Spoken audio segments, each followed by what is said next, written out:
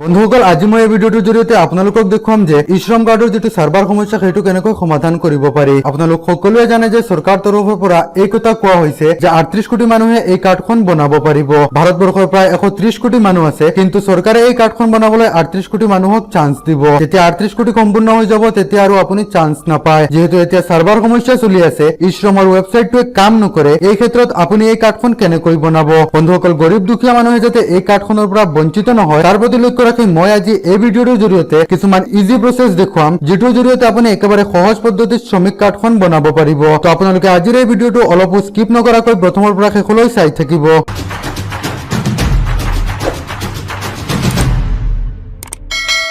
বন্ধুসকল, মই যে ভিডিওৰ প্ৰথমতে কৈছিলো আপোনালোকক ই-শ্ৰম কাৰ্ডৰ সাৰ্ভাৰ সমস্যা সমাধানৰ কাৰণে এটা ইজি প্ৰচেছ দিম, সেই প্ৰচেছটো জানিবলৈ বন্ধুসকল আপোনালোকে সম্পূৰ্ণ ভিডিওটো চাই থাকিব। বন্ধুসকল, মই ভিডিওটোৰ মাজত আপোনালোকক ইজি প্ৰচেছ দেখুৱাম, যাৰ ফলত আপোনালোকে সাৰ্ভাৰৰ সমস্যা নোহোৱাকৈ ই-শ্ৰম কাৰ্ডখন বনাব পাৰিব।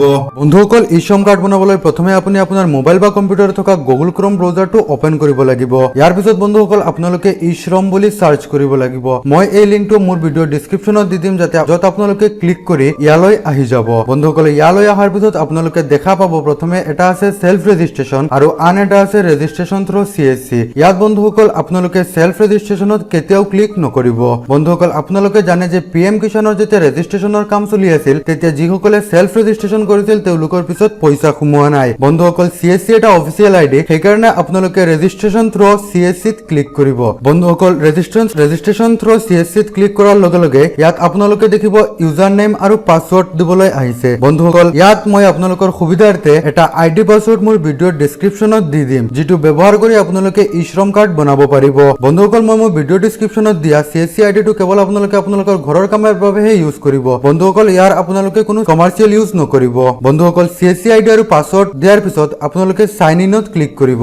বন্ধুসকল, সাইন ইনত ক্লিক কৰাৰ লগে লগে আপোনালোকে এনেকৈ দেখা পাব, যত আপোনালোকে UW ৰেজিষ্টাৰ বুলি লেখা দেখা পাব। আপোনালোকে ইয়াত ক্লিক কৰিব। বন্ধুসকল, ইয়াত ক্লিক কৰাৰ লগে লগে আপোনালোকে আপোনালোকৰ আধাৰ কাৰ্ডৰ লগত থকা ফোন নম্বৰটো দিব লাগিব। ইয়াৰ পিছত বন্ধুসকল আপোনালোকে যেটো ক্যাপচা আছে সেইটো ভালকৈ চাই লিখি দিব লাগিব। ইয়াৰ পিছত বন্ধুসকল আপোনালোকে সেন্ড OTP ত ক্লিক কৰিব।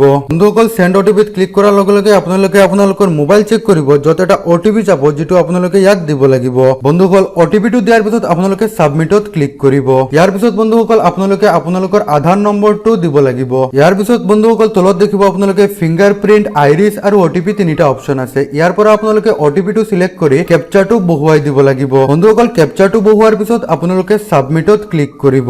বন্ধুসকল, সাবমিটত ক্লিক কৰাৰ লগে লগে আপোনালোকে যেটো ফোন নম্বৰ দিছিল বা আপোনালোকৰ আধাৰ কাৰ্ডৰ লগত সংযুক্ত হোৱা মোবাইল নম্বৰটোত আন এটা OTP যাব, যেটো আপোনালোকে ইয়াত দিব লাগিব। ইয়াৰ পিছত বন্ধুসকল আপোনালোকে ভেলিডেটত ক্লিক কৰিব লাগিব। বন্ধুসকল, ভেলিডেটত ক্লিক কৰাৰ লগে লগে আপোনালোকে আপোনালোকৰ আধাৰ কাৰ্ডত যিখিনি ডিটেইলছ দিছিলে সেইখিনি আপোনালোকৰ সন্মুখত আহি যাব। ইয়াৰ পিছত বন্ধুসকল তললৈ স্ক্ৰল কৰি আপোনালোকে ইয়াত টিক কৰি ল'ব লাগিব। ইয়াৰ পিছত বন্ধুসকল কন্টিনিউ টু এন্টাৰ আদাৰ ডিটেইলছত ক্লিক কৰিব।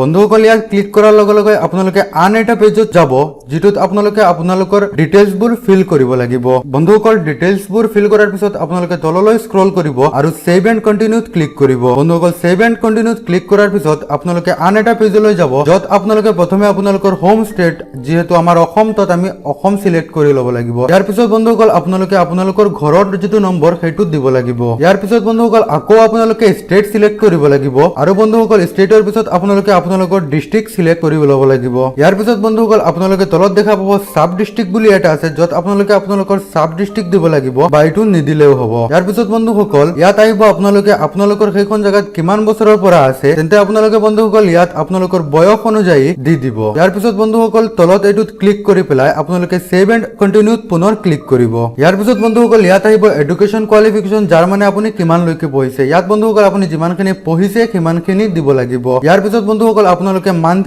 ইনকাম দিব লাগিব, যেটো 10,000 এণ্ড বিলো বুলি সিলেক্ট কৰিব। ইয়াৰ পিছত আকৌ বন্ধুসকল তলফালে ক্লিক কৰি সেভ এণ্ড কন্টিনিউত ক্লিক কৰিব লাগিব। ইয়াৰ পিছত আহিব বন্ধুসকল অকুপেশ্যন নেক্সট পেজত, যত আপুনি দিব লাগিব আপুনি কি কৰে। বন্ধু মই ইয়াত ক্ৰপ বুলি সাৰ্চ কৰিছো, যত ক্ৰপ ফাৰ্ম এণ্ড লেবাৰ্স বুলি আহিছে, আপুনি এইটো সিলেক্ট কৰি ল'ব। ইয়াৰ পিছত বন্ধুসকল তলত আহিব যে আপুনি কিমান বছৰৰ পৰা এইটো কাম কৰি আছে। তাত বন্ধুসকল আপোনালোকে কিমান বছৰৰ পৰা এইটো কাম কৰি আছে সেইটো লিখি দিব লাগিব। ইয়াৰ পিছত পিছত বন্ধুসকল তললৈ স্ক্ৰল কৰি আপোনালোকে আকৌ সেভ এণ্ড কন্টিনিউত ক্লিক কৰিব লাগিব। সেভ এণ্ড কন্টিনিউত ক্লিক কৰাৰ পিছত বন্ধুসকল আপোনালোকে আকৌ আন এটা পেজলৈ যাব, য'ত আপোনালোকে আপোনাৰ বেংকৰ ডিটেইলছ ইত্যাদি ফিল আপ কৰিব লাগিব। বন্ধুসকল আপোনালোকে বেংকৰ একাউণ্ট নম্বৰ দিওঁতে ভালকৈ চাই বহুৱাব যাতে ভুল নহয়। ইয়াৰ পিছত বন্ধুসকল আপোনালোকে লুক আপ ফৰ IFSC কোডত ইয়াত IFSC কোড বহুৱাব লাগিব।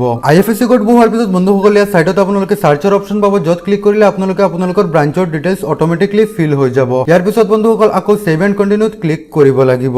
বন্ধুসকল সেভ এণ্ড কন্টিনিউত ক্লিক কৰাৰ পিছত আপুনি দি আপোনাৰ ডিটেইলসমূহ এনেকৈ আহি যাব, য'ত আপোনালোকে দেখা পাব আপোনাৰ আধাৰ কাৰ্ডত থকা ফটোখন আহি গৈছে আৰু আপোনাৰ বাকি ডিটেইলছবোৰ আহি যাব। ইয়াৰ পিছত বন্ধুসকল আপোনালোকে তললৈ স্ক্ৰল কৰিব আৰু ইয়াত টিক মাৰ্ক দিব লাগিব। ইয়াৰ পিছত বন্ধুসকল আপোনালোকে সাবমিটত ক্লিক কৰি দিব।